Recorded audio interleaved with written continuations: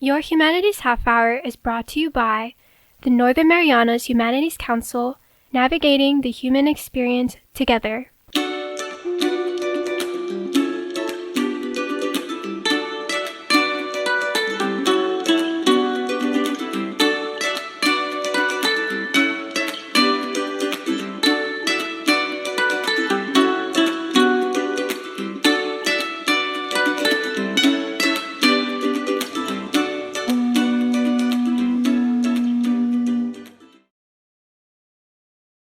Hafade, Tero, and welcome to Your Humanities Half Hour. I'm Catherine Perry, and today we are continuing our series on stories, legends, and folk tales, giving us a glimpse into many of the different cultures that make up our Marianas community. And today I'm excited to be learning about the country of Peru with my friend Mili Saiki. Mili, welcome to the show. Thank you very much. I'm excited to be here. Man, it's interesting because you've lived here 30 years, given so much to the community, and I'm really grateful that we're able to share a little bit about your country and your way of life today. So thank you for your time. My pleasure. Most people, when they think of Peru, right, they think of Machu Picchu, but maybe you could start us off with something about the Incas or... Sure. Peru, everybody knows the country because Machu Picchu has become an amazing place to visit. But Peru is much more than Machu Picchu. And we study about the Incas at a young age, but how much we really know about the Inca culture and how has been affected through the changes of life. So I was thinking to share with you the legend of how the Inca Empire was founded. So I don't know, you think it will be good? Yes, please. Well, the Inti god, which is the sun, wants to help the earth to become a more beautiful place. So it sent his children, which was Manco Capac and Mama Oclio. Manco Capac was going to be the prince and Mama Oclio the princess. So when they came here, they came from the Titicaca Lake, which it is one of the few freshwater lakes in the world. I think I've heard of it. 300, they said it's more than 300 million years of, it's very old. Yeah. And right now it's very interesting, and we will talk about later why the Titicaca is important, but the legend says that Manco Capac and Mama Olio came out from the Titicaca Lake, and the father, the son, gave them this little stick of gold and told Manco Capac that he has to put the stick on the soil until the stick went all the way in. Okay. And that means that's when the empire, it will be founded. So that's what they did, and the legend said that they walked for many, many days until they arrived to Cusco, where is the Inca city, and that's when they found the Inca Empire, and that's when everything starts. When you hear this story, do you relate to it in any way, like the gold or the lake being significant? Well, a lot of festivities are around the Inti, which is the gold sun, and Peru has a lot of gold and silver. So in a way, yes. And the Titicaca Lake has a floating islands that they are made by a grass called ichu, and the natives put layers of this grass year after year, and that's where they live. And they don't, in the past, they didn't leave the Titicaca Lake. They stay there, they fish, so they eat fish, and they didn't have power, they didn't have Internet. No. And once a week, on Fridays, they will go to the city and exchange the fish for whatever other food they wanted. But now we have solar panels, so now they have sun, they have power, and it has become very touristic, so they have even small rooms that tourists can rent, but the majority of the traditions are staying there. Now they send the children to the city for education, but a lot of them will return to the floating islands to live and get married. So it's very interesting. It's one of the most touristic attraction because it's totally different. Yeah. About how many people are living on these floating islands? Last time we went, there were, I think, 27 islands, and they are different communities, and they are like a tribes. Every family has his own island, and I believe between 27 and 30, I believe. Yeah.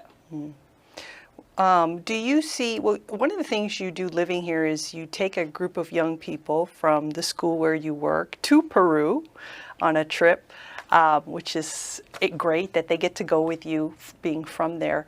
Do you see any parallels between, or do they see parallels between life and culture in Peru and their lives here in the Marianas, you think? So many times they said, oh, this is like over here, especially the name of the food. We have buñuelos, they are different, but the name is igual, and same. We have estofado, some of the dessert may be similar. And the influence of Spanish in our culture is there, definitely is there.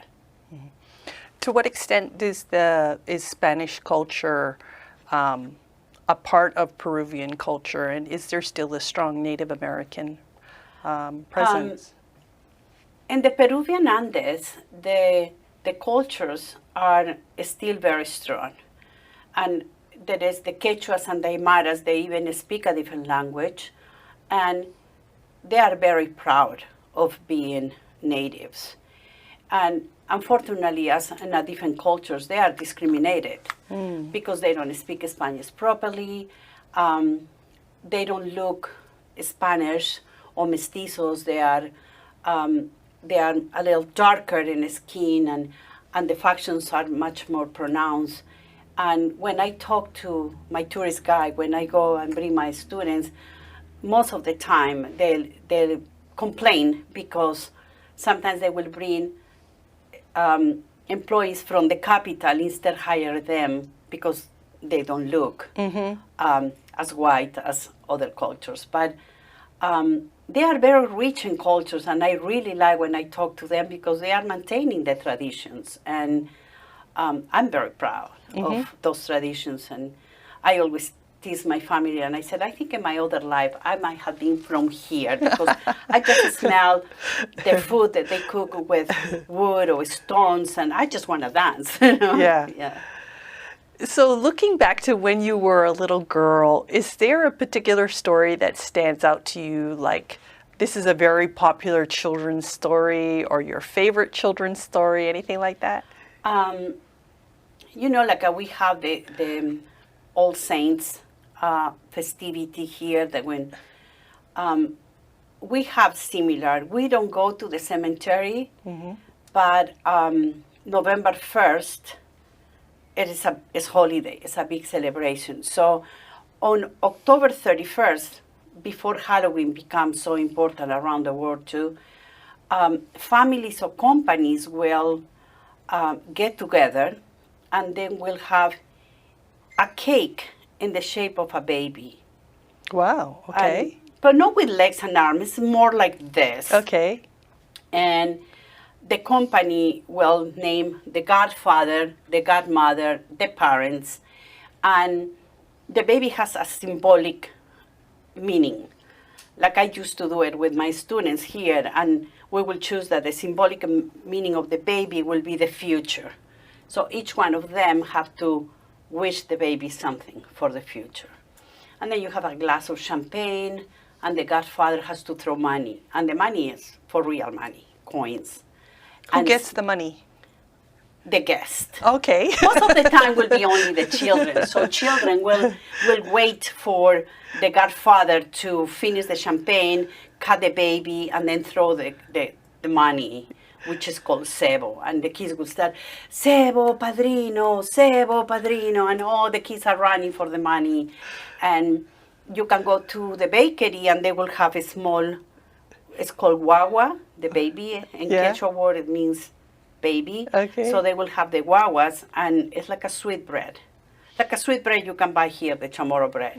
That is exactly what it is. But it has like a little face of a baby. Oh, okay. Yeah, something fun. That must have been like one of the favorite holidays of the kids, right? Was this holiday. What's it called again? We will call the bautizo de la guagua. Yeah, the christening of the baby. Okay, baptism of the baby. The baptism of the baby, Okay. yes. So we were chatting before the show, and you were saying that there's actually a lot of stories related to different holidays, either religious or otherwise. Could you give us another example? Yeah, when the Spanish came to Peru, and actually to South America, they wanted to impose the faith, the religion. So if you go to South America, you are going to see there is a lot of churches. Like in my city, which is Arequipa, we have 7 churches downtown. We are telling you about 12 blocks of construction, and we have 7 churches.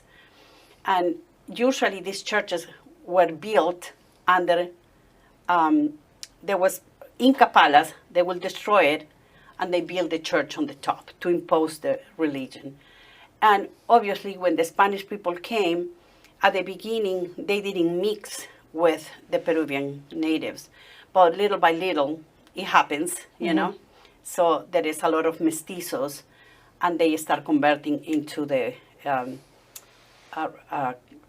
Catholic faith. But then the celebrations start also mixing. And a great example is the Corpus Christi is one of the biggest Catholic holidays, and is celebrated in Cusco. And I think it's 51 days after Easter, I believe.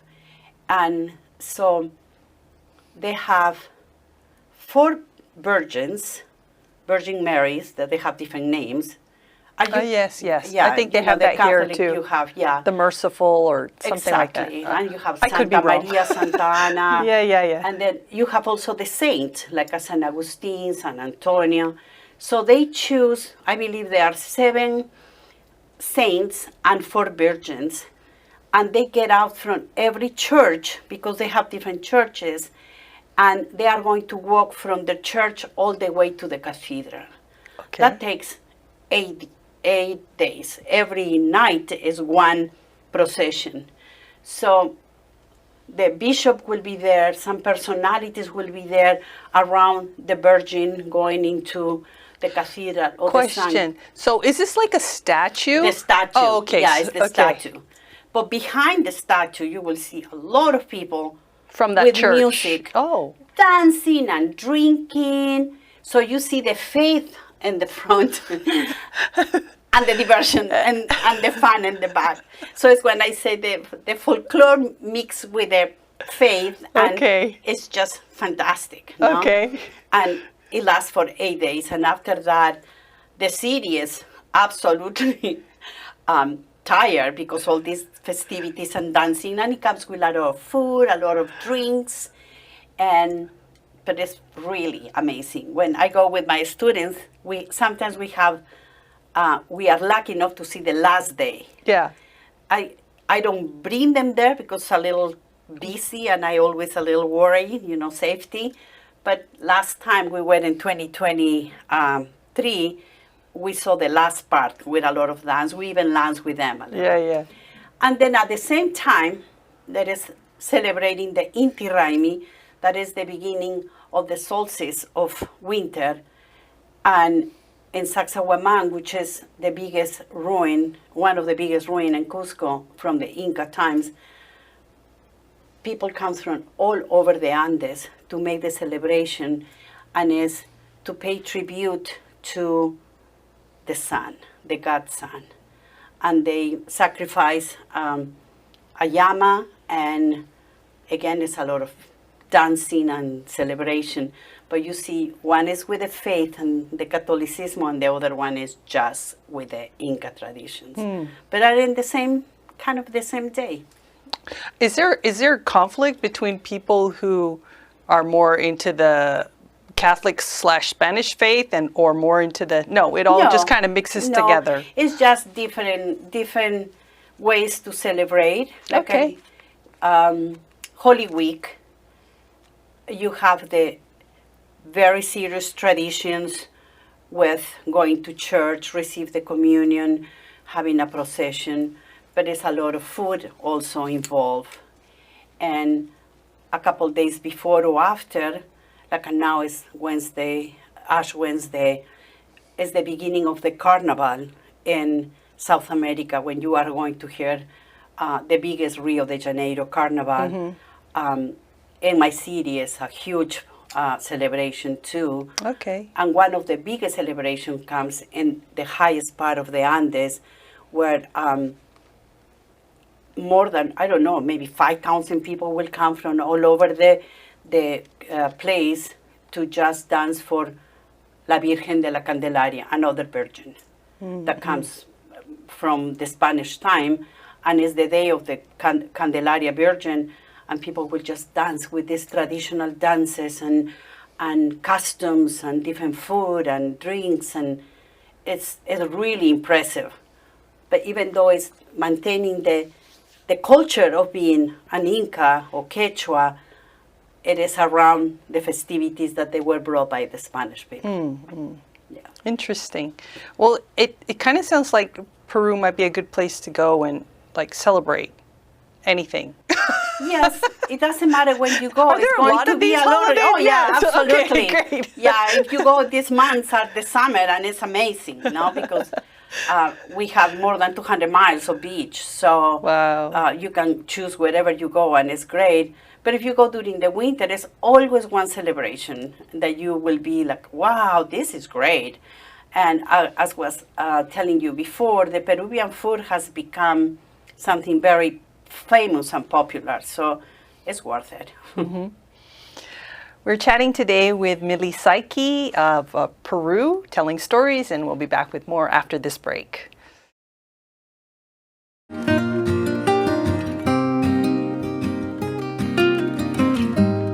Hafaday, Zantiro. I'm Leo Pangilinan with the Northern Marianas Humanities Council. We'd like to take a moment to thank our generous sponsors who have made possible the many programs in our community like this show. We couldn't have done it without them. And if you value the work we do and would like to make a contribution to our efforts, we ask that you consider making an in-kind or cash contribution to the Northern Marianas Humanities Council. Any amount is appreciated, and donations of up to $5,000 qualify for an educational tax credit. We appreciate your partnership and support. Sidus Maasi, Olomai, and thank you.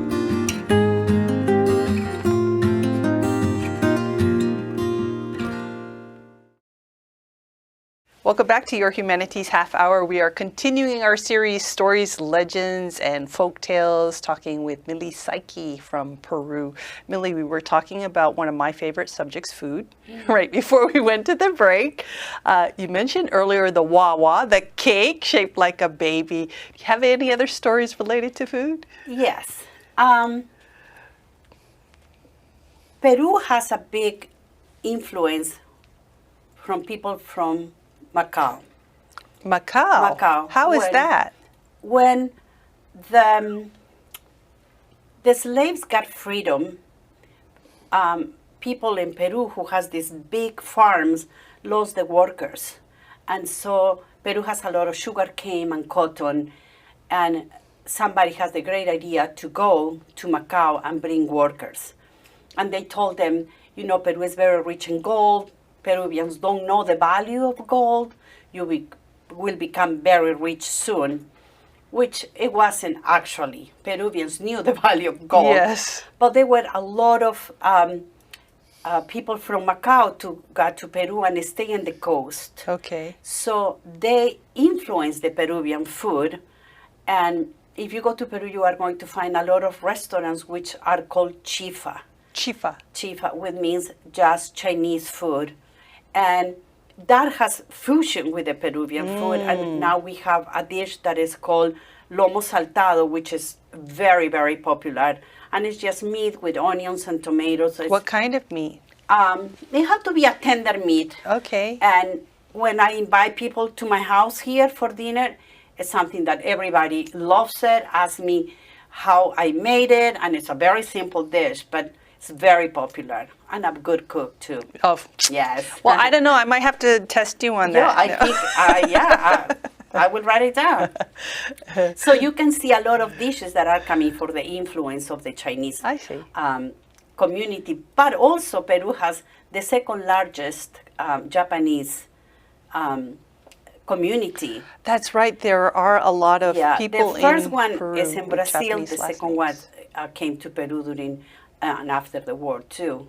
Actually, my husband father was Japanese. I see. So, and that has brought a lot of fusion food. With one of those are the ceviche, and the ceviche in Peru, it's a little different than in other cultures because Peruvian we have a very special lemon, which is very, very citric, and that's what makes the Peruvian ceviche very, very peculiar and special. And it's the raw fish that is cooked in the lemon, and has become also very famous. And from that, a lot of Japanese chef has started mixing, and from whatever you see as sashimi, now it's called tiradito, but they have a lot of different spices that we use. And so each one of them has become very, very different, and it have this unique flavor. And of course, we have the traditional food with quinoa that a couple years ago became very popular around the world, which Peruvians, we weren't very happy because we were buying it for, I don't know, maybe $2 per pound, and then suddenly went to $18 per pound because quinoa got very popular. Yes, that's and true. everything was exporting. But It's very nutritious, quinoa. yeah, and we have 3 very strong mark places in Peru: the coast, the Andes, and the jungle with the Amazon. So foods are different for whatever region you are going, but each one of them has a very special dish or place, and has become very famous around the world. Something to look for when we travel off island, some Peruvian food. Absolutely. I think Peruvian has become, if it's not the first, it's the second or third destination just for food. And last year, the Peruvian restaurant in Lima was elected the best restaurant in the world. Oh, okay. I don't remember the name, and that's bad, but yeah, it was, everybody was so proud of it that forget if you want to go to that restaurant. I think reservations are all the way to the 2025 Wow. because it has become very famous, yes. Yeah. Well, one of the other very well-known things about Peru, other than the new fad of the cuisine or culinary aspect, is this little fellow here that you brought. Yes, yes. The llama. I have to ask you first, though, when you handed him to me or when I picked him up, you said not to keep, Yes. just to for the show. Yes. Is he special to you? Well, it is special because despite of what people think, we have, these animals come from the family of the camels. But it's not only one kind. We have 4. And so the one that has become very popular, the llamas, which in English is llamas. And the llamas are used more for transportation. And then the cousin is the alpaca, which the hair of this animal is the alpaca. And you can see This it's is very this soft. is an alpaca. Oh, so this is actual real alpaca hair? Oh, yeah. This is a real alpaca. Yes. I didn't realize, but now that you mention it, it does feel different from a normal stuffed animal. Yeah, it is a real alpaca, and they have alpaca and baby alpaca. This is alpaca. Baby alpaca, obviously, is much expensive. And then llamas and alpacas can be domesticated. You can have it in your garden or in the farms. But we have another ones that are called vicuña, and vicuña are wild. And they are just in the Andes. They are free. And I will tell you something very interesting about them. And there is another one that is called guanaco that is, I think, in extinction right now. I think they are only 50. Wow. Because the conditions of the weather have changed. And so when do they use the hair of those? What's the last one called? Guanaco. No, they're very wild. Because they're so endangered. Yeah. And the vicuña is very special because you can shave them only once a year. And they the produce become very expensive. and it's light, but if you wrap yourself in something from vicuña, you are protected from the coldness. It's amazing. Yes. And when the Spanish people came to South America, they brought dogs, they brought horses, and then people who were taking care of the alpacas and the vicuñas, they were afraid of they were going to start killing them. So they took it high in the mountains, in the Andes. The conditions are really, really difficult. Number one, you are over, I don't know, almost to 7,000 meters, that's like 18,000 feet. There is no water, there is no power. Practically nothing grows there. So, but these farmers have been protecting these animals, and they still are. And so the companies who now process the alpaca fiber, they also protect a lot of the natives that take care of these animals, because the conditions where they live are very, very hard. Extreme. Of course, now power is a little more affordable with the solars, but food and water is still very challenging. So that's why this, which we call auquenidos, are very proud for people in South America. Yeah. Do you have any particular legends or things that you learn about the alpaca or the llama? Well, I wouldn't say a legend, but you know that they are friendly animals, but if they don't like you, they spit on you.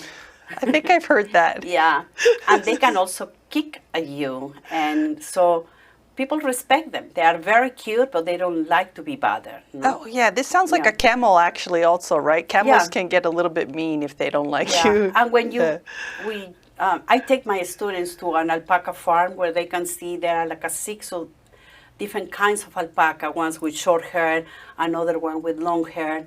And the amazing thing is when they shave the hair of the animal, the native families comes, the women come with the children, they sit on the floor and they start touching the hair and they start separating it. So you don't see much difference when you see them if you observe them for 10 minutes, but then they will explain to you, this is a first quality, this is a second quality, this is no good.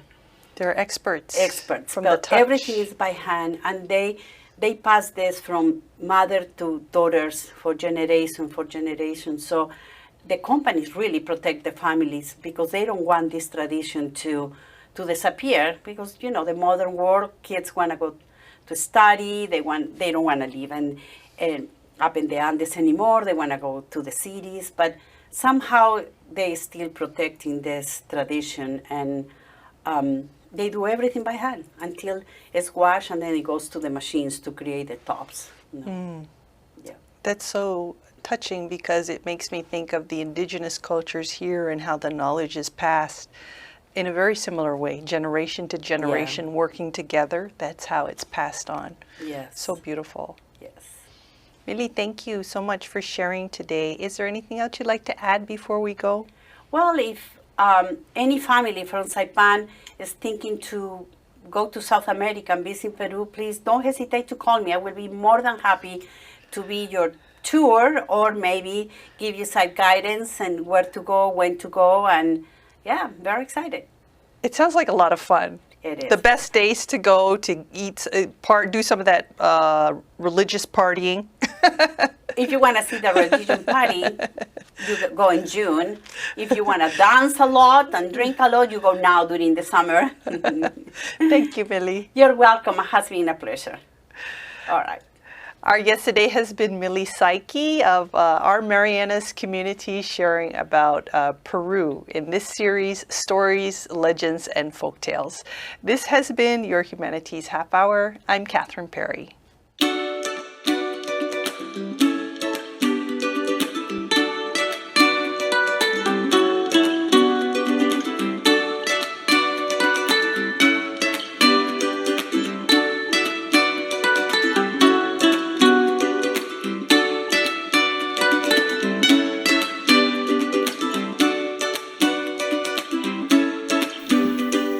Your Humanities Half Hour has been made possible in part by a major grant from the National Endowment for the Humanities.